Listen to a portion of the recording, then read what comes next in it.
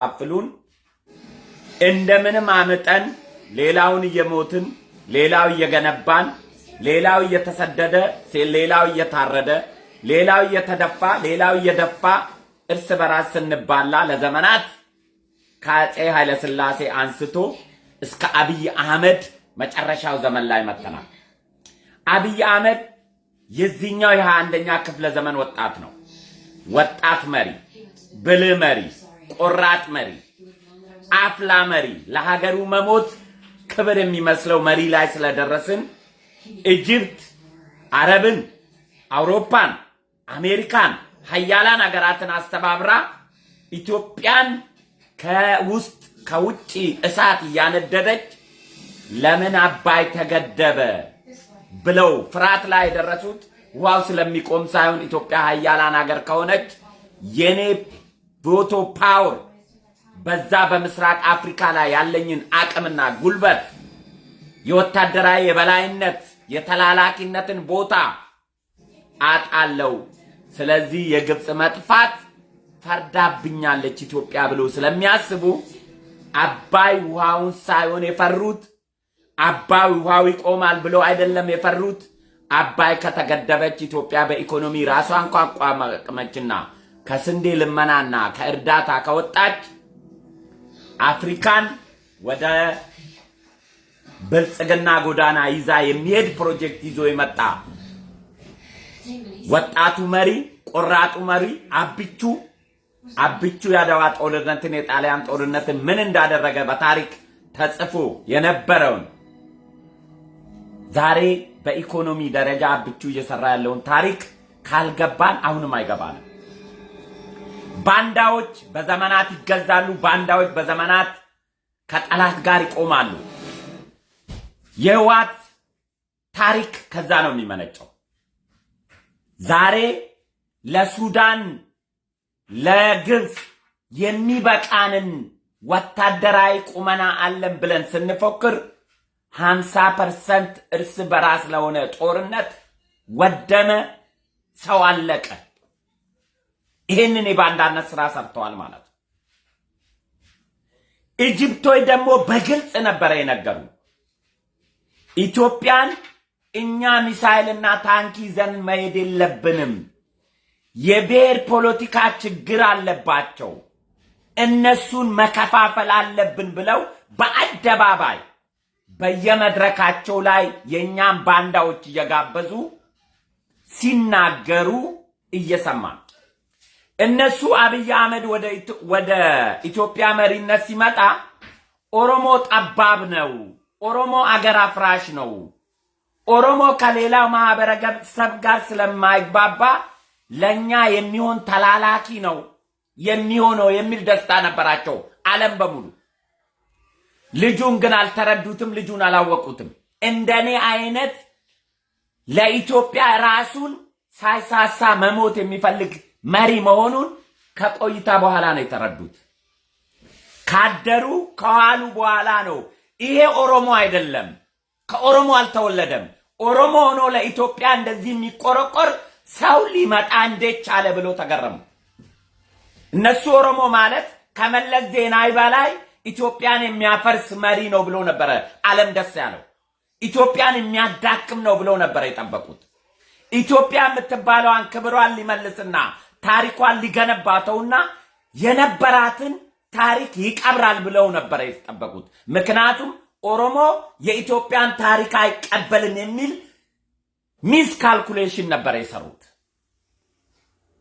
ነገር ግን አብይ እነሱ ካስቀመጡት ተቃራኒ ነው ሲነሳ ባክግራውንዳችን ጥሩ ታሪካችንን እየገነባ መጥፎ ታሪካችንን እያወደመ ጠላቶች የማይፈልጉትን የውጪ ጠላቶች የማይፈልጉትን ታሪክ እየገነባ የውጪ ጠላቶች የሚፈልጉትን ልዩነት እያጠበበ ኢትዮጵያዊነትን እያካበተ ኢትዮጵያዊነትን እየዘመረ የመጣ መሪ መሆኑ ይሄ ለሀያላን ሀገራቶችም ለጠላቶቻችንም የራስ ምታት ሆነባቸው። ለምን ይመስላችኋል ጊዜው ኦሮሞማ ነው የሚል ካምፔን በአማራ ስም የተከፈተው? ድሮ የተጠነሰ ፕሮጀክት ነው። ለምን እኛ ዲፕሎማሲ ጫና ይቁም አሜሪካ እጅሽን አንቺ ከአባይ ግድብ ላይ ብለው ሰልፍ ሲወጣ አብይን ትግራይ ግደል ብዬ ሰልፍ አልወጣም አብይን ኦሮሞ ግደል ብዬ ሰልፍ አልወጣም የሚሉ አማራንን የሚሉ ነበሩ ዛሬ ግን ምን ይላሉ አብይ ጦርነቱን ለአማራ ጥሎ ወጣ ይላሉ ዓለም አቀፍ ጫና አብይን ወደ ኋላ ሲያስፈገፍገው እኔ ልንገራችሁ የኛ አይሮፕላን መቀሌ ላይ የተመታው በውጪ ጠላት መሳሪያ ነው ልንገራችሁ ንገረን ካላችሁ አብይ የገዛቸው ድሮኖች ለወገን የኋላ ደጀን እንዳይሆኑ ሸዳውን ተደርጎበት ነው ይሄንን ልታውቁት ይገባል ማን አደረገ እሱ ታሪክ ያወጣዋል አይሮፕላንኛ ጣልን ብለው የሚፈክሩት በእነሱ ሳይሆን በውጪ ኃይል ነው አይሮፕላኑ የተመታበት ጦርነት እኮ ጀምረውብናል በቀኝ ግዛት የኢትዮጵያ መንግስት ዝም ስላለ እንጂ እኛ ግን እንናገራለን ለመሞትም ለመጥፋትም ዝግጁ የሆነ ሰዎች ማለት ነው ለሀገራችን ስም አረባክ ጌታውን ታደሰ ምን ነው አረባክ ምን ነው ኢትዮጵያዊ ትመስላለህ ግን አይደለም ልትል ነው ትናንት የውጪ ጫና እንቃወም ሰልፍ እንውጣ ስንል እንዴት ትግራይን ግደል ብዬ ሰልፍ ወጣለሁ የአማራ እናት የአማራ አባት እየታረደ አብይ ለምን ይደግፋለሁ የሚል ውታፍ ተካይ አማራ መስለው ነበር በዚህ በኩል ጊዜው የኦሮሞማ ነው ሲሉ የነበረው ኦሮሞማ ከኢትዮጵያ ለብቻው የሚጠጣ ወተት አለ ጊዜው የኦሮሞማ ከሆነ አብይን የሚዳገፈው ውታፍ ተካይ 90% ኦሮሞ አለ አይደል እንዴ ውታፍ ተካዩ ኦሮሞ እኮ አብይ እኛ ባስቀመጥ ነው ኢትዮጵያን መበተን መሪ ያልሆነልንም ብለው እኮ ነው የሚቃወሙት በዛኛው በኩል ያለው የኛ ወገኖች የምንላቸው ኦሮሞ ነን የሚሉ ውታፍ ተካዮቹ በዚህኛው አማራ ነን ኢትዮጵያዊ ነን የሚሉ ውታፍ ተካይ ደግሞ የጠላትን አጀንዳ ተቀብለው እንዳንተባበር አንድ ላይ እንዳንቆም የአብይ ስርዓት የአማራ ጠላት አድርጎ ፈርጀው አብይ አማራን ሊያጠፋ የመጣ መሪ ነው ይሉናል ጠላቶቻችን ግን ሁለቱንም ከፋፍሎ ሰርተውብናል እሱን በኒውዮርክ ስብሰባ ላይ ያያችሁ ነው አሁን ካልገባ አይገባም እስከዛሬ የምንሞተው እስከዛሬ የምንገዳደለው እስከዛሬ የምንጠፋፋው እርስ በራሳችን ፈልገነው ሳይሆን ጠላቶቻችን የሰሩብን ስራ መሆኑ ካልተረዳ እነሱ ሁሉንም ሰው አነጋግሮ አይደለም ግሪሳን ማነቃነቅ የሚችሉ ሰዎች ናቸው ገንዘቡን የሚበሉት ኤጀንት ሆኖ የተገዙ ከኦሮሞ ሜቢ 10 የሚሆን ከአማራ ሜቢ 3 እና 4 የሚሆን ነው አንተ በማትነቃ መንገድ ነው የሚመጡበት ልክ ለአማራ ያለቀሱ መስለው ልክ ለኦሮሞ ያለቀሱ መስለው ነው የሚመጡበት ወያኔ ናቸው እንዳትላቸው ሁለት ቃል ወያኔን ጣልቃ ያስገባሉ እንደጨው የወያኔ ተቃዋሚ ይመስላሉ ይሄንን ወያኔ ራሷ በፐርፐስ ለራሷ የራሷን ተቃዋሚ ታስቀምጣለች እንዳትነቃባት ማለት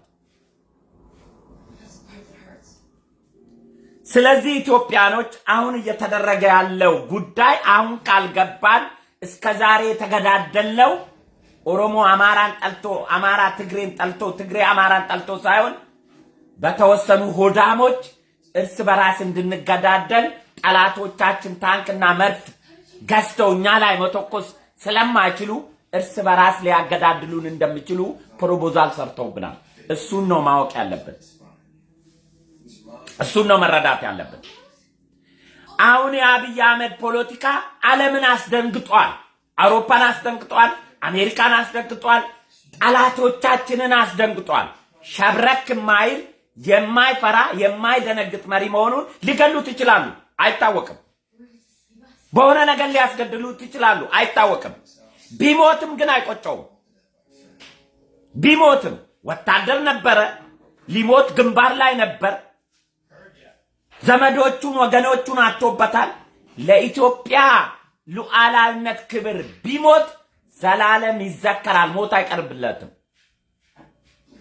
አይቀርለትም ምድረ ውታፍ ተካይ ኦሮሞ ነኝ የሚል አማራ ግን አሁንም የሚያላዝነው ጠላት እየተጫወተብን እንዳለ ያወቀ ኢትዮጵያን መራለው ለኦሮሞ ቆማለው ለአማራ ቆማለው ብሎ የውጪ ጠላቶች የሚሰሩብንን ፕሮፓጋንዳ መሪዎቻችን ላይ ይሰራሉ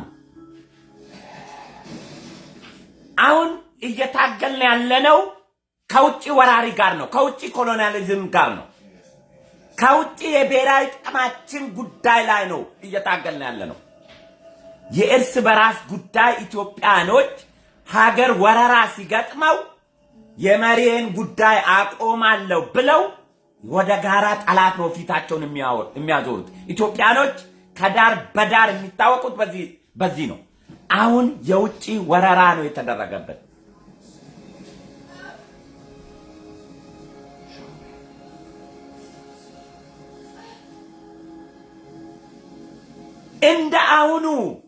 እንደ አሁኑ እንደዚህ 2 ዓመት 3 ዓመት ኢትዮጵያ በዓለም ላይ ስሟ ገናና ሆና ኢትዮጵያ ተብላ የአረብ የአውሮፓ የአሜሪካ ኤዥያ ምስራቅ አፍሪካ ምስራቅ አውሮፓ ምስራቅ ኤዥያ የኢትዮጵያን ጉዳይ ዜና አውታሮች በቀን አንዴ ሳይጠሯት ብሎ ያውቃሉ ከዚህ በላይ አገር መግነን አለ እንዴ የአገሮች ግነት ከዚህ ነው የሚጀምሩት ኢትዮጵያ በዓለም ፊት ገናና መሪ ሆናለች አገር ሆናለች ዝም ምትል ማትሰራ ማትጨረጨር አገር ብትሆን ኖሮ ማን ነው ኢትዮጵያን የሚገደራው ስንገዳደል ብንውል እንደ ድመት ብንበላላ እንደ አይጥና ድመት አይሰሙንም አያዩንም አሁን ግን ለምን ተንጫጩ በተባበሩት መንግስታት መድረክ ስለ ኢትዮጵያ በወር አንድ ጊዜ ሳይነሳ ይቀራል CNN በቀን አንዴ ኢትዮጵያን ሳይዘግብ ይውላል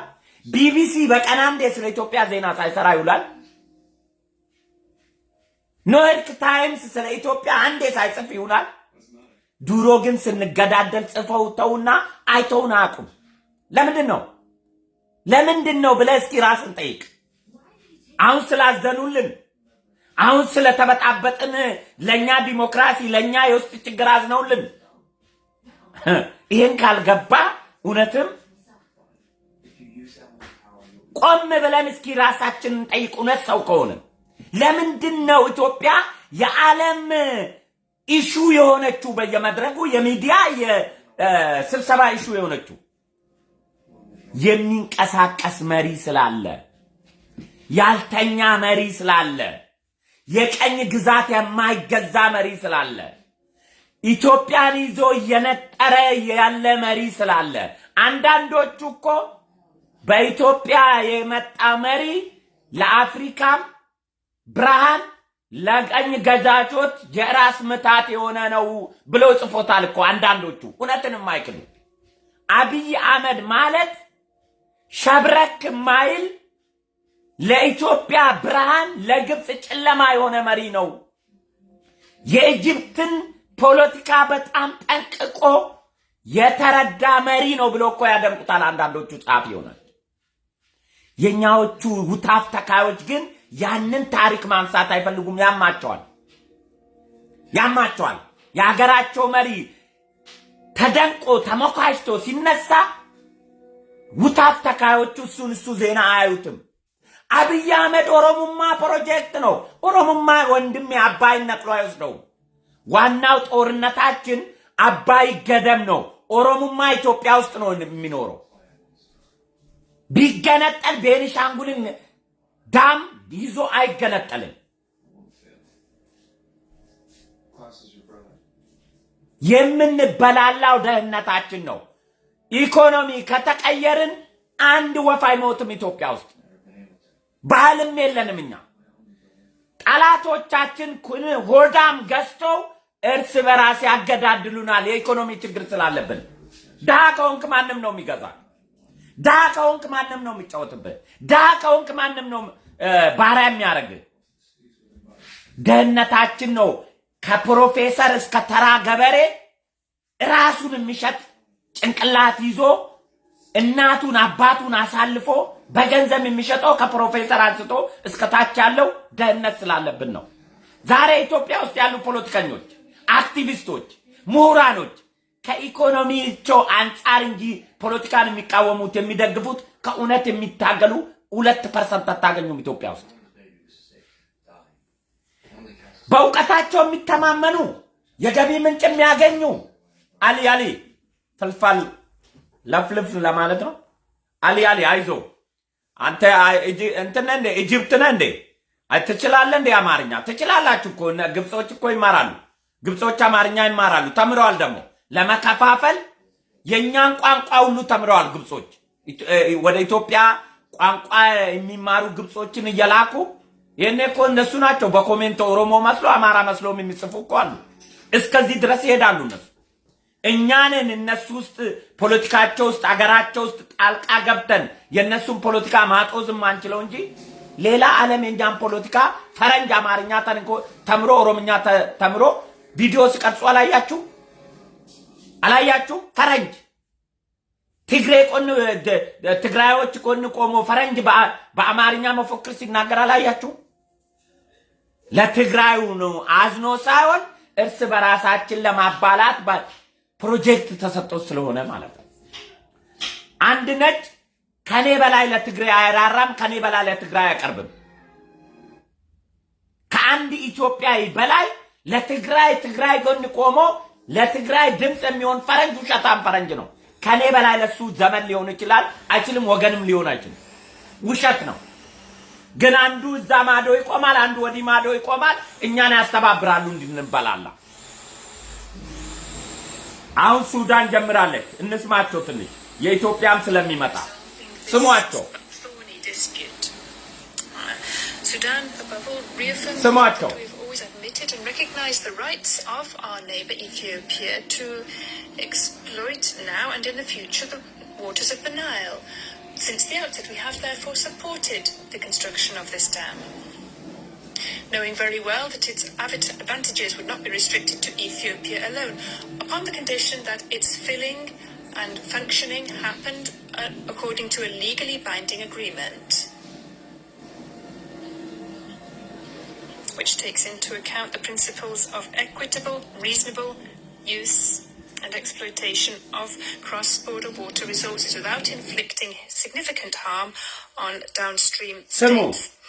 ዓለም ስለኛ ነው የሚጣጣው። Respect the human rights foundations and to promote good neighborly relations between states. We are aware of the usefulness of this dam to prevent droughts and ensure regular water flow throughout the year. These advantages would be achieved if the Grand Dam is filled and functions in such a way that we are informed of it and understand it. This is indeed one of the principles of the use and rights and laws across the world in this regard. In Africa, we have a number of successful examples which have contributed to the stability of states sharing cross-border rivers. By way of example, the important example of 4 West African states which have continued to manage in cooperation the Senegal River since 1972.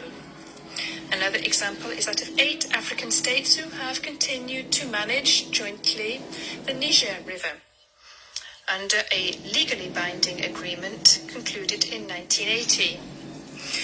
Nevertheless, in the absence of an agreement on the filling and functioning of the dam, the advantages of the Renaissance Dam could become true threats for half of the Sudanese population and for the inhabitants of Egypt. The Renaissance Dam, this gigantic African project, could be a living example of fruitful cooperation for over 250 million African citizens, as long as it is used with full awareness and founded upon cooperation and complementarity. Sudan has huge areas of fertile arable land which could provide to 3 countries of the region, even to the whole world, a high level of sustainable food security. Electricity would be provided by Ethiopia, whilst Egypt would provide the capacity regarding processing industries, and the three countries could also ensure qualified labour. The dam would in that way be an enlightening example of regional cooperation. ለማንኛውም የኛ ዶክተር ኢንጂነር ዘውዱ በቀለ ሲመጡ አሰማቸዋለሁ ግን ኢትዮጵያኖች አሁን ቆም ብለን የምናስብበት ጊዜ ነው ከሀገር ውስጥ ፖለቲካ ጉዳዩ የውጭ ፖለቲካ ሆኖብናል የእርስ በራሳችንን ሲያባሉ የኖሩ ጠላቶች በዛ አልሳካ ሲያገዳድሩን ሲያስተራርዱን ሲያባሉን ሲከፋፍሉን የኖሩ አልሳካ ስላቸው አሁን ጉዳዩ 9 ወር አርግዘን በአብይ አህመድ አመካይነት ልናምጥ ነው ልንወልድ ነው የዚህ የመወለጃ መጨረሻ ሰዓት ላይ ከሀገር ውስጥ ወደ ዓለም አቀፍ አደባባይ ወጥቷል የኛ ጉዳይ ማለት ነው ይሄን ንኮራ ይገባል አንካራ መሪ ባይኖረን ኢትዮጵያ የዓለም ኢሹ አትሆንም ነበር ብንተኛ ብናንቀላፋ ዝም ብንል ብንገዳደል ችግር የለም ነበር አስተውሱንም ኢትዮጵያ የት አካባቢ አፍሪካ ቀንድ ላይ እንደምትገኝ እንኳን የዓለም አደባባይ ኢሹ ሆነን እንደዚህ በተባበሩት መንግስታት በየጊዜው የኢትዮጵያ ጉዳይ አይነሳም ነበር ይሄ ልንኮራ ይገባል አንድ ላይ ከቆምን ከተባበርን ጠላቶቻችንን ከነቃንባቸው ኢትዮጵያዊነት ከቆራን የውስጥ ችግርን ለጊዜው ካሳደርን የጋራ ጦርነት ነው ብለን ካመንን ነገ የሚመጣ ትውልድ ዛሬ ያለው ትውልድ ነገ የሚመራ ፖለቲከኛ ነገ ሀገር የሚመራው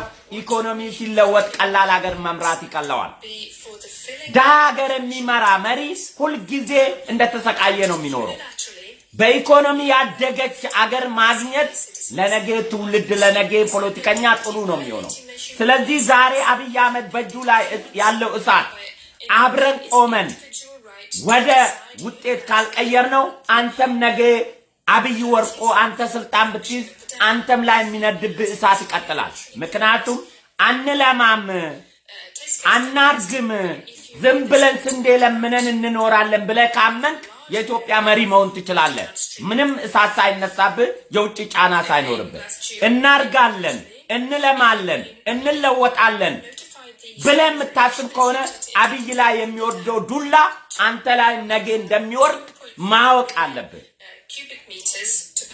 ይሄንን ነው ማወቅ ያለብህ ይሄን ካልተረዳ አንተ ኢትዮጵያዊ ሳትሆን ሆዳም በሬነ ዛሬ አብይ ላይ ከዓለም አቀፉ ማህበረሰብ የሚወርደው ውርጅብኝ ነገ ኢትዮጵያን እመራለሁ የሚል ፖለቲከኛም ይወርድበታል አይ እኔ አይወርድብኝም ለነሱ አህያውኝ መኖርና ሚኒስቴሮኝ ወይም ኢትዮጵያ መሪ መባል ነው የምፈልገው ኢትዮጵያኖች ተራቡ ኢትዮጵያኖች ተለወጡ ኢትዮጵያኖች አደጉ የኔ ጉዳይ አይደለም እኔ አሜሪካ ያዘዘችኝን ተቀብዬ አውሮፓ ያዘዘችኝን ተቀብዬ ዝም ብዬ በቃ እነሱ የሚረዱኝን የሚያበድሩኝን ነገር በቀኝ ግዛት ሸጬ የኢትዮጵያ መሪ መሆን ይችላልው ካልክ እሱ መወሰን ትችላለህ ዛሬ ነገር ግን አብይ ላይ የሚወርደው ወርጅብኝ ለኔም ነው ነገ ስለዚህ በጋራ ቆሜ ነገ አብይ ቢወርድ የሚተካ መሪ በነፃ ሀገሩን ህዝቦቹን በሰላም መምራት ይችላል ብሎ የሚያስብ ፖለቲከኛ ይህ ጉዳይ የጋራ ጠላታችን ነው ሊነታችንን አቁመን የአባይ ጉዳይ መቋጨት አለበት ብለን መወሰን ነው ያለበት ለዛ ነው ማሰብ ያለበት እኔ በጣም ነው ደስ የሚለኝ ኢትዮጵያ በምንም ጉዳይ ይሁን የዓለም ኢሹ ሆና እንዲህ ዓለም የሚንጫጫባት መሆኑ የሚናገር የሚሰራ አይምሮ ኢትዮጵያ ላይ ስላለ ነው ብንተኛ ብናንቀላፋ ዝም ያለ መሪ ቢሆን ኖሮ የማይራመድ መሪ ቢሆን ኖሮ የማይጣጣር መሪ ቢሆን ኖሮ ኢትዮጵያን በኢኮኖሚ ለመቀየር የሚያስጨረጨር መሪ ቢሆን ኖሮ ዓለም አያየንም CNN ማያየንም አልጀዚራ ማያየንም ቢቢሲ ማያየንም አውሮፓም አሜሪካም ስለ ኢትዮጵያ ዞር ብለው አያዩንም አሁን ተጨንቋል ኢትዮጵያ በኢስት አፍሪካ ራሷን የቻለች ኢኮኖሚ ከገነባች የሚሰረቅ ሪሶርስ የለም የሚጣፋ ሪሶርስ የለም ከሰው ኃይል እስከ ሪሶርስ የሚሰርቁንን ማቆም እንችላለን ቦቶ ፓወር እየጨመርን ወታደራዊ አቅማችንን እየገለበጥን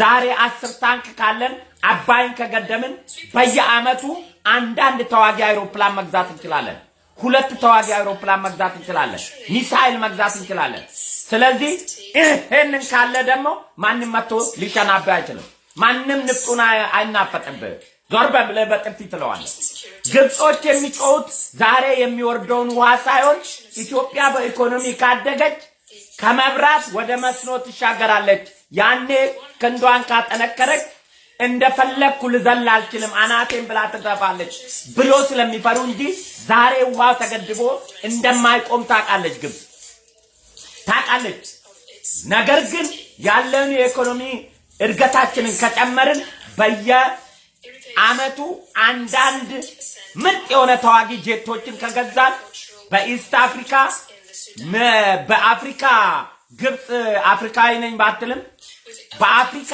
አንደኛ የወታደራዊ አቅም ያላት ግብጽ ናት ኢትዮጵያ ከ3 እና ከ4 አመት በኋላ ግብጽን እንደምታል ግብጾች ጠንቅቀው ያውቁታል እነሱ ስለ ዛሬ አይደለም የሚያስቡት ስለ ዛሬ 50 አመት 100 አመት አባይ ኢትዮጵያ ላይ የሚያመጣውን የኢኮኖሚ ተጽዕኖ ያስባሉ የኛ ህዝብ ግን እግር ስር ነው የሚያስበው ዛሬ ርቦኛል ዛሬ ጠምቶኛል ዛሬ ኢኮኖሚ ቸግሮኛል ማዕቀብ ተጥሎብኛል ኑሮ ወዷል ነው የሚል እነሱ ዛሬ ቢወድባቸው እንደ ቻይና ጎማ በልተው ነገን ነው ማደግ የሚፈልጉት እኛ ይሄንን ማስተዋል አቃተን እኛ እሱም ማሰብ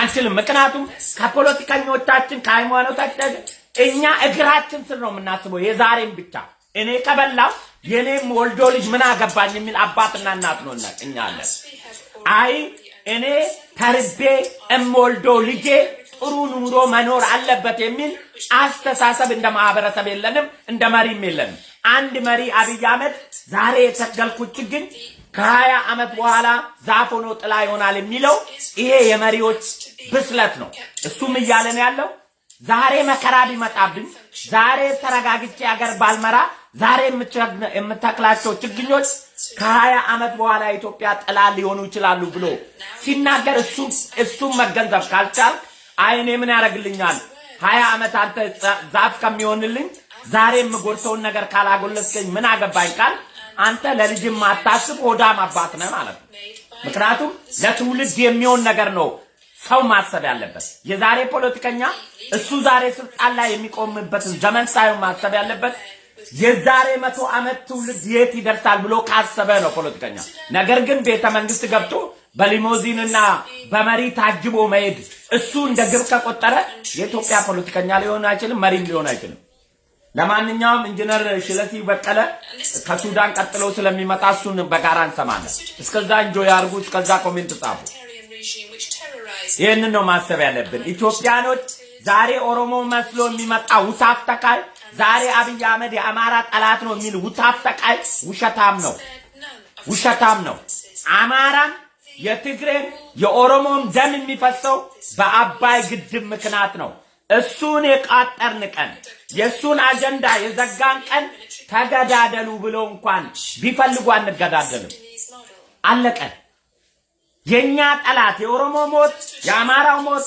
የትግሬው ሞት የእያንዳንዱ ብሔር በየቦታው እሳት የሚለኮሰው አባይ ነው ጠላታችን አባይ ነው የአባይን ጉዳይ ካልገደብን ካልቋጨነው ካልዘጋነው አጀንዳውን ከዓለም ላይ እርስ በራሳችን እንደሚያባሉን እኮ ጠላቶቻችን በአደባባይ ሳይፈሩ እኮ ነው የሚነግሩ ኢትዮጵያ በብሔር የተከፋፈለች ሀገር ነች እሱን ተጠቅመን ኢትዮጵያ መበታተን እንችላለን ብለው እኮ በግልጽ ጠላቶቻችን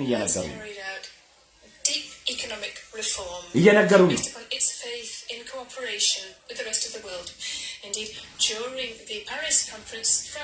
አየህ የሱዳኗ እንዴት አርጋ እንደምትጨቃጨቅ እንዴት እንደምትናገር ስሟት ትንሽ ስሟት ሴት ናት and its interest to build and found intelligent, smart partnerships in all areas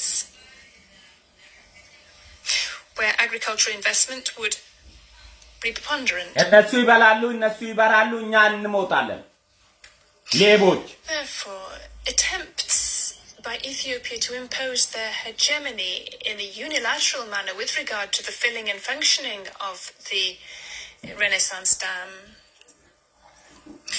is extremely serious and threatens to undermine progress and to undermine the promising future which is beginning to appear on the horizon for the Sudan. Ethiopia has been our neighbor for better for worse, and we are linked by a ኢትዮጵያ ስማ እንኳን ደስ ይላል እኮ ኢትዮጵያ solidarity and a concern to safeguard our common interests by strengthening brotherly relations between our two peoples. Which means that we wish to continue down this same path so as to achieve a solution which will preserve the lasting links between our two countries.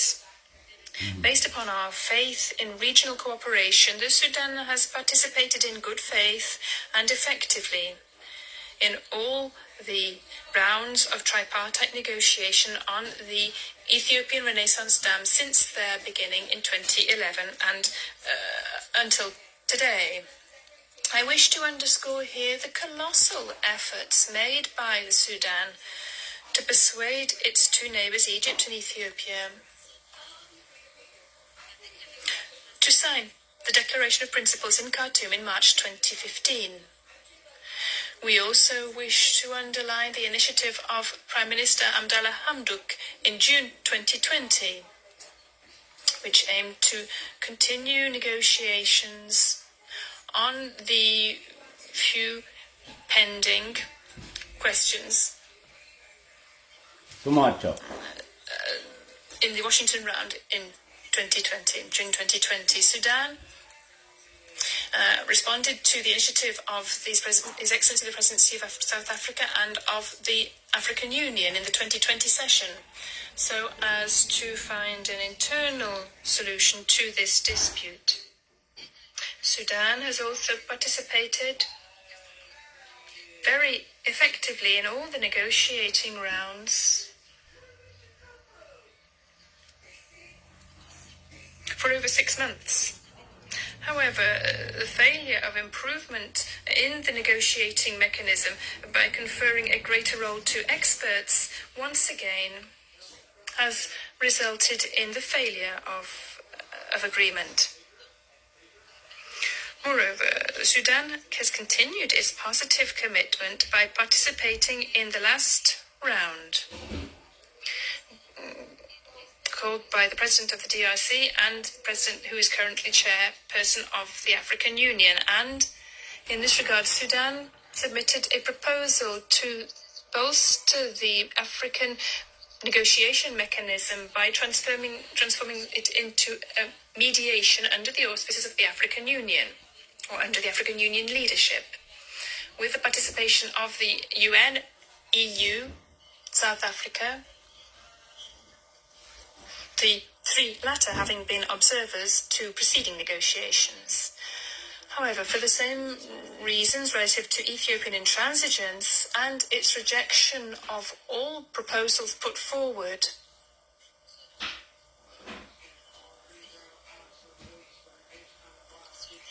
this round was also unsuccessful. President, we dearly hope that the Council will assume its responsibilities in maintaining regional peace and security in a preventative way by strengthening and stepping up negotiations under the auspices of the African Union in the following ways. Calling upon the parties concerned to resume negotiations under the auspices of the African Union and allowing international mediators and observers to assume their roles so as to facilitate negotiations and reach an agreement. To call upon Ethiopia to abstain from any unilateral measure. ተመስገን ኢትዮጵያ 1 ሚሊዮን ጊዜ ሳይጠራት ይቀራል ኢትዮጵያን ገና ትላለቅሳታላችሁ ኢትዮጵያ of inhabitants behind the Renaissance Dam. Before I conclude, I should like to say unequivocally that this issue is a just cause. You are called, ladies and gentlemen, to promote a process which continues to meet obstacles, and you can help this process easily, freely, by freeing the courageous people of Sudan from their current suffering, by ensuring that the filling and functioning of the Renaissance Dam happens pursuant to a legally binding agreement. However, silence from the Council would send out the wrong message and would mean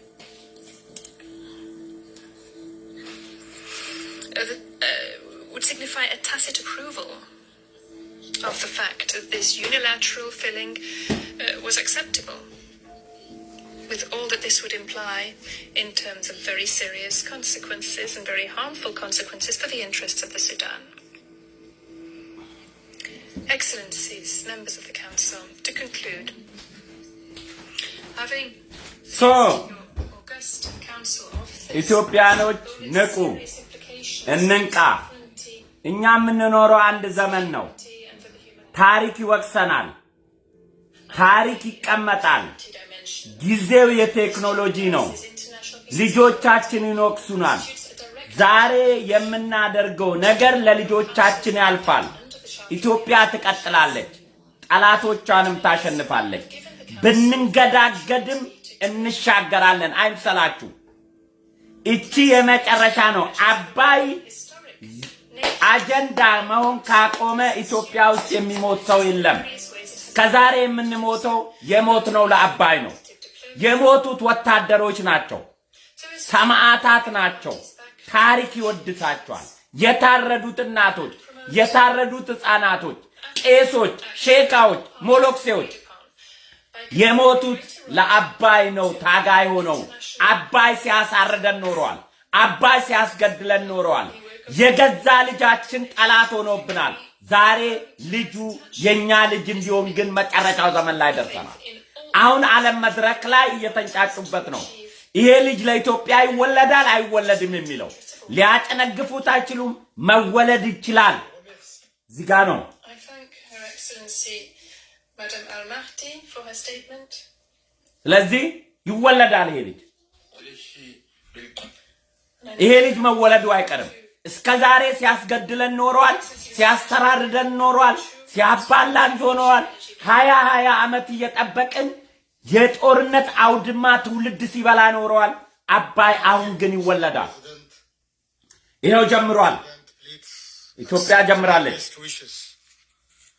ይሁት as you steer the work of the Security Council for the month. የምርጥ ቀን የቁርጥ ቀን ልጅ አዳምጡ Respectful greetings to members of Security Council. My heartfelt greetings to my brother Mr. Sami Shukri and my sister Mr. Miriam Al-Sadiq. I also recognize and thank His Excellency, Her Excellency Inger Andersen and the Special Envoy Parafit Jaffrey for their participation. And also I appreciate the representative of the AU chair addressing this August gathering. ሰሙ ኢትዮጵያ ሼር አርጉ ሼር እንኳን አታረጉም ኢትዮጵያን ምቀኞች ለመስፍን ገንዘብ የምትከፍሉ ይመስላችኋል ሼር ስላረክ ፌስቡክ ላይ ለመስፍን ገንዘብ የከፈልክ ይመስላል ይሄ የጋራ ጉዳያችን ነው አላትም ብትወለ ኢትዮጵያ ትጠቅማለች ሼር አርጋለሁ Ethiopia believes it is unfitting use of the time and resources of the UN Security Council to discuss the Grand Ethiopian Renaissance Dam. Having said that, Mr. President, it is an honor for me to speak before this august body, voicing the concerns and just causes of my country, Ethiopia. A year ago, on 29th March 2020, presidency, council members encouraged Ethiopia, Egypt, and Sudan to continue negotiations to resolve the outstanding issues and expressed support for the African Union-led process to facilitate further talks. Ethiopia took part in the negotiation with renewed commitment and good faith. Reached a mutually acceptable negotiated outcome under the auspices of the African Union. I would like to pause to the Republic of South Africa recognition and our thanks for effectively facilitating the negotiation under the end of its African Union. Commends and stands with the Democratic Republic of Congo, the current chairperson of the African Union, for its relentless effort under trying circumstances, including the repeated disruption of the negotiations. Mr. President, we are dealing with a hydroelectric dam project, which is not the first of its kind in Africa or in the world. We are building a reservoir for water that will generate electricity by heating turbines. For your information, the GERD reservoir is 2.5 times smaller than that of the Aswan Dam in Egypt. Perhaps what puts the GERD in distinction from other projects is the extent of hope and aspirations it generated for 65 million Ethiopians that have no access to electricity. It is also unique because the construction of this $5 billion dam is financed by the blood, tears, and sweat of ordinary Ethiopians. The GERD is a right dam built at the right place for the betterment of people in the broader region. Our unfortunate inability to utilize the Nile River so far is in the psychology of our people. Two famous Ethiopian proverbs underscore this point. Gowwan bishan keessa dhaabbate eebota, or Yabbayin lij wuha xammaa'u. Both roughly translates to the irony of the tribulations of a poor man who stood in the middle of a river and lamented about experiencing extreme thirst. To change this generational lament, we have nowhere to look but the Abai or Nile Basin, in which 2/3 of Ethiopia's water resources is found. In this mighty river, which we share with our neighbors, our people so hope to extricate themselves of darkness and march towards it by building the GERD. The dam has the fingerprints of Ethiopia's farmers. Yes, my money. Daily laborers, students, Yes, women and men. this is my money. Diaspora throughout the world. Yes, Who ache out of yes, my money. in extremely difficult circumstances. I know. In equal, if not exceeding terms, Ethiopians have best wishes and neighborly care for their compatriots in Egypt and Sudan. We have all the intention to live together in peace and cooperate for our mutual benefit. The GERD demonstrates this core principle of collective well-being and prosperity. That is why the GERD is one of the regional integration projects under PIDA, the Program for Infrastructure Development in Africa. Mr. President, Africa, the cradle of mankind, is currently the youngest continent in the world. Yeah. Africa is set to reap its demographic dividend by investing in its youth. Yes. Similarly, my country, Ethiopia, has 70% of its population under the age of 30. More than 100,000 Ethiopians graduate from higher education every year. Not only that, about 30 million Ethiopians are in schools at various levels of education. Catering to the needs of this growing population is an imperative and existential matter for my country.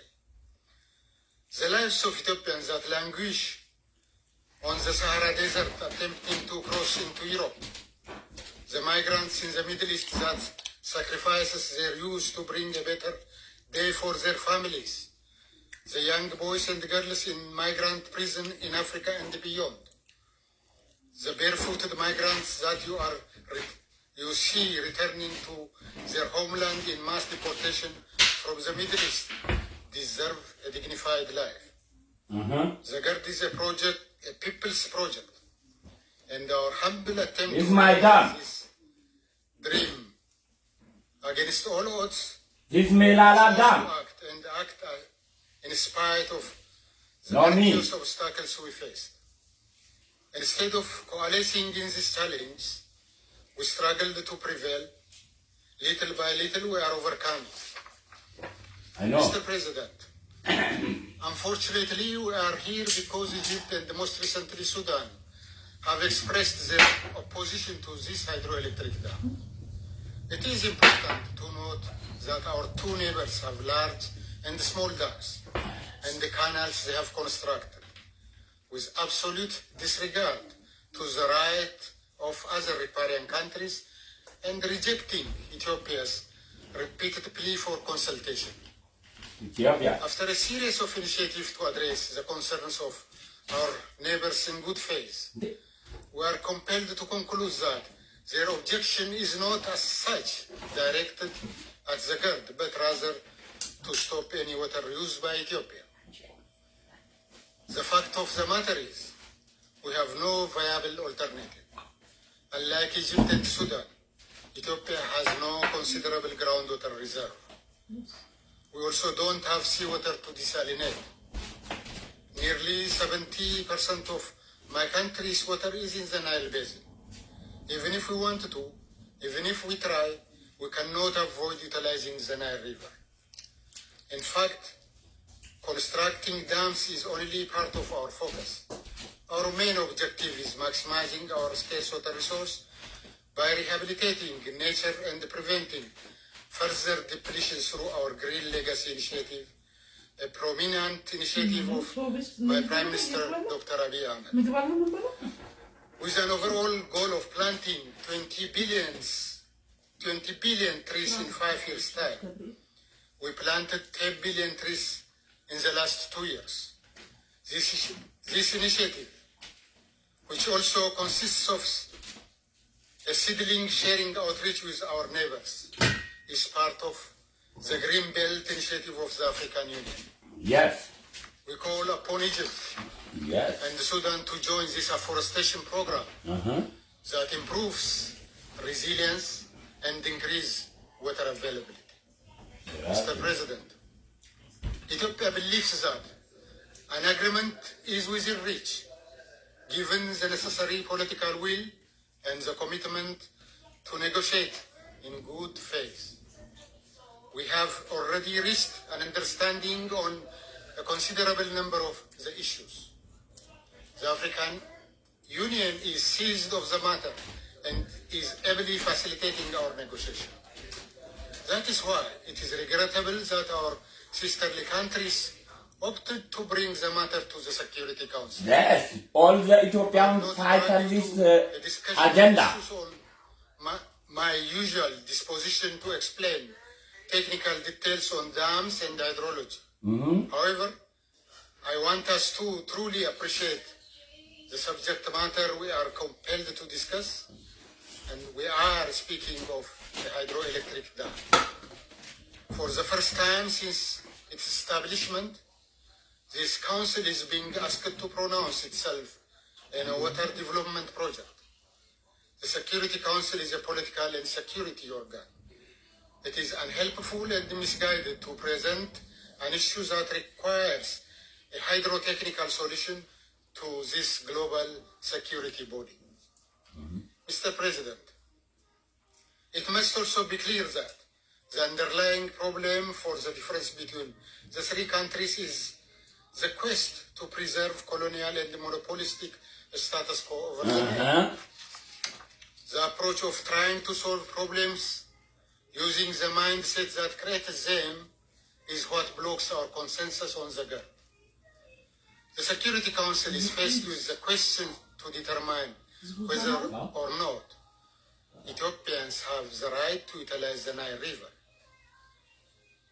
On behalf of all Ethiopians, I implore our friends in this council and in this wider international community to answer this question. Do Ethiopians have the right to drink from the Nile? Mr. President, as a point of information, allow me to share with you the latest status of the African Union-led negotiation.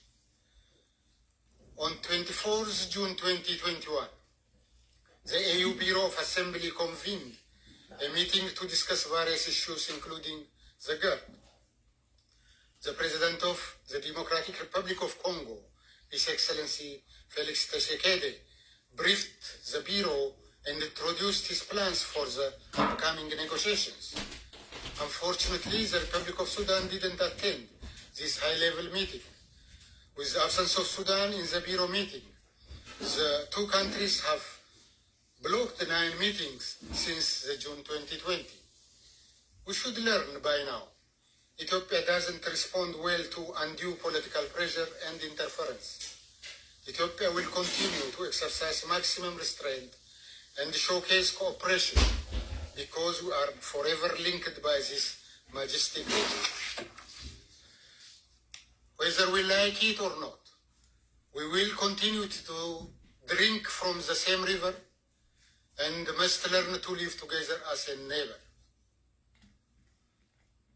I reiterate Ethiopia's long-standing commitment to the AU-led process, underpinned by a belief that Africans have the wisdom, the technical expertise, and most importantly, the agency to address their challenges. We believe the phased approach proposed by President Felix Tshisekedi, the chairperson of the African Union, could help us work towards resolving the quagmire created by the colonial heritage on the Nile Basin that Egypt and Sudan are determined to preserve. Mr. President, allow me also to address the much talked about second-year feeling of the GERD.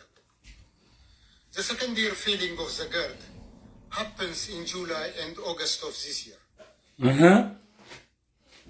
We have actively provided the necessary data on the modalities for the filling of the dam.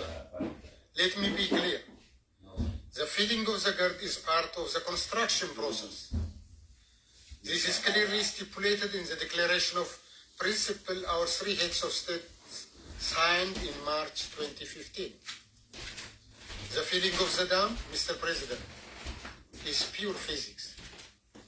And once the dam concrete reaches a certain height, the water either flows through the bottom outlets or overflows the concrete. The dam, as designed, will store water until it reaches the 13.5 billion cubic meters indicated in the filling schedule agreed to by Egypt and Sudan. It is only fair that country that generates 77 billion meter cube of water impounds a small fraction of the annual inflow for its hydroelectric dam. Egypt and Sudan do not need any convincing as to the fortunes they will acquire upon the completion of the dam. In the wise words of Sudanese officials, the GERD is an instrument of regional integration. The GERD for Sudan is what the Aswan High Dam is for Egypt. Here, I'm going out of my way to explain to you the absence of any trade caused by the GERD. However, we shouldn't even have to litigate the benefit Egypt and Sudan will acquire from the GERD to argue for our legitimate share from the Nile. All of us, Nile riparian countries, are there to share both the bounty and the scarcity. None of us ought to stand thirsty watching the others drink. Through the GERD, Ethiopia is summoning this common sense to prevail in the Nile Basin. Therefore, this council should not be dragged into the GERD negotiation in the expedient pursuit of domestic political objectives, as an example. Mr. President, if the council consents to the path proffered by Egypt and Sudan, it will certainly to be entangled with resolving disputes on all transboundary rivers. Interestingly, other than one island sisterly country of ours, all members of this council have transboundary watercourses. You have dealt with and continued to address differences bilaterally and through basin-wide efforts. The GERD talks and the process we have undergone since 2011 gave us a major lesson. Hopefully, this process will nudge us to work towards our regional mechanism on the Nile Basin. In this regard, it would be regrettable for the Council to circumvent this hope by unhelpful precedent whereby the member states impose through the Council what they should acquire by good faith negotiation. The Council should resist concerted efforts to turn it into appellate body on transboundary rivers or negotiation. Mr. President, colonialism and colonial treaties thwarted Africa's ability to utilize its natural resource for the benefit of its people. The Nile Basin countries have recognized this problem and worked towards addressing it. In 1999, we established the Nile Basin Initiative, and in 2010, we adopted the Cooperative Framework Agreement, or CFA, on the Nile after 13 years of negotiation. In this framework agreement, which many of you in this council have financially and technically supported, the Nile Basin countries agreed to share the Nile water in an equitable and reasonable manner. We replaced the colonial and monopolistic claim with accepted principle of international law. This instrument is now awaiting tomorrow ratification for entry into force. The insatiable demands of Egypt and most recently Sudan are not about the most issue of the GERD, but about the future development projects in Ethiopia and the other riparian countries. Without an effective CFA and regional mechanism, similar application will inevitably come to this council. Today it is Ethiopia's dam, tomorrow it will be any one of the Nile Basin countries. The Nile belongs to all the people of the Basin countries. All the 500 million of us in the 11 riparian countries, and the water is enough for all of us. In this regard, we urge our Egyptian and Sudanese brothers and sisters to understand that a resolution to the Nile issue will not come from the Security Council. It can only come from good faith negotiations with due care for the well-being and development of each other. Ethiopia looks forward to continuing the AU-led trilateral negotiation on the GERD. We have the solution at hand, and we can herald good news to the world by concluding a mutually acceptable outcome. Finally, Mr. President, allow me to respectfully request the Council to return this matter to the able and legitimate leadership of the African Union and encourage Egypt and Sudan to seriously and faithfully negotiate to reach a negotiated settlement on the first filling and the annual operations of the GERD. We also request the Council to make this meeting the last of its deliberation on the Grand Ethiopian Renaissance Dam. There is no subject matter as far from the mandate of the Council as this one. I thank you. Je remercie. I thank His Excellency Mr. Awolachu for his statement. There are no more names እንዲህ ነው speakers. The meeting is adjourned. እንዲህ ነው ቁርጥ አድርጎ መታገል ተሰማማን አይደለም? ለማንኛውም ጨርሻለሁ። ኢትዮጵያኖች ወሳኝ ጊዜ ላይ ነው ያለነው። ለኛ ሳይሆን ለትውልድ። እኔ ብኖር እግዚአብሔር ከመረቀልኝ አሁን 50 ዓመቴ ነው። 20 ዓመት ከመረቀልኝ በቂ ነው። ከዚህ በኋላ የምትኖረው የኔ ሜላላ ናት። እምታገለው ስለ ሜላላ እንጂ ስለ መስፍን ፈይሳ አይደለም። ኢትዮጵያኖች መልመድ ያለብን ስለኛ ሳይሆን ስለ መጪው ትውልድ ነው። አባይ በህይወታችን ዛሬ እኛ የምንገዳደለው የደህንነት ምክንያት ኢኮኖሚያችንና ኑሯችን ከተለወጠ ሙቱ ብንላቸው እንኳን የሚሞት ሰው የለንም። ፖለቲከኛ ሁኑ ብንላቸው ፖለቲከኛ የሚሆን ማህበረሰብ አይኖረንም። ምሩም ብንላቸው ሊመራን የሚፈቅድ ሰው ላይኖርን ይችላል። ዛሬ የሚመሩን ሊያስተዳድሩን የሚፈልጉ ሊያባሉን የሚችሉ ማን ፍለጋ ነው? ገንዘብ ደግሞ እናትንም አባትንም ያስገድላል። ራስንም ጎንበስ ብለ እንደ አህያ ሌላ ሰው እንዲጭንብህ ትደረጋለህ። በኢኮኖሚ ራሱን የቻለ ሰው ሆነ ማህበረሰብ ሆነ አገር ማንም እንደ ፈረስ አይጭነውም። በሀገሩ የወጣ አገሩ እስኪመለስ ቢጭኑት አህያ ቢቀመጡት ፈረስ ያለው ገጣሚው ዝም ብሎ መስሏቸዋል? ከሀገሩ የወጣ አገሩ እስኪመለስ ቢጭኑት አህያ ቢጋልቡት ፈረስ የተባለው ግጥም ዝም ብሎ አይደለም። ከእውነተኛ አስተሳሰብ ወይም ስንኝ የሚቋጠር ነው። ስለዚህ ኢትዮጵያኖች ዛሬ ባንዳዎች ማአት ናቸው። ሆዳም ለራሳቸው የታደሩ እነሱ ጥቂት ናቸው። ያልበሰለ ማህበረሰብ ግን ሚሊዮን ነው። እውነት ለኔ ነው የጮው፣ እውነት ለኔ ነው የሚታገለው፣ እውነት ስለኔ ነው የሚናገረው ብሎ የሚከተላላቸው።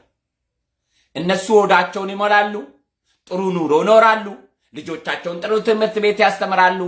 ያንተ የደሃ ልጅ ሲሞት ሲገደል የሱ ልጅ ኤክስፎርድ ዩኒቨርሲቲ ገብቶ ይማርና ከአባቱ ላይ ተቀብሎ በአባቱ መስመር ይታገላል። ለራሱ ነፃ አይወጣም፣ ህዝቡን ነፃ አይወጣም።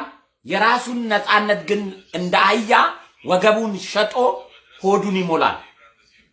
የሚሞተው የደሃ ልጅ ግን በየዘመናት የጦርነት አውድማ የተከፈተብን እንጨራረሳለን። የሚያጋድሉን ባንዳዎች ግን ራሳቸውም አይሞቱም፣ ልጆቻቸውም አይሞቱም። በትላልቅ ትምህርት ቤት ያስተምራሉ። እነሱ እንኳን እድሜ ጨርሰው ሲሞቱ ልጆቻቸውም የአባታቸውን የማባላት ትግል ይቀጥላሉ። ሄዶ አይሞቱም፣ ሄዶ አይመሩ፣ ሄዶ አይወርቁም፣ ሄዶ አይራቡም። በተመቸው በቴክኖሎጂ በዚህ ዘመን በረሃ ገብቶ መዋጋት አቅቶናል። በረሃ ገብተው ወያኔዎች በመሳሪያ ደምስሰን በሚዲያ አሸነፉን፣ በውሸት አሸነፉን፣ በፕሮፓጋንዳ አሸነፉን። መንገድ ላይ ተንከባሎ ሬሳ መስለው ነጭን አታለሉ። ነጮች ደግሞ የኢትዮጵያን ውሸታም ተንኮል አይረዱም። እውነት ይመስላቸዋል። አሻንጉሊት ሬሳ ሰርተው ሴት የተደፈረች ሴት ስትታረድ ሴት ስትጋደል ድራማ ሰርተው ነጭ ፊት ሲጮው ነጮች እውነት ያ ሁሉ ኢትዮጵያ ውስጥ የተደረገ መስሏቸው በፕሮፓጋንዳ የነሱን አስተሳሰብ ማንጸባረቅ ጀምረዋል። ስለዚህ ይሄንን ኢትዮጵያኖች በጋራ ቆመን አባይን ከገደብን ሞታችን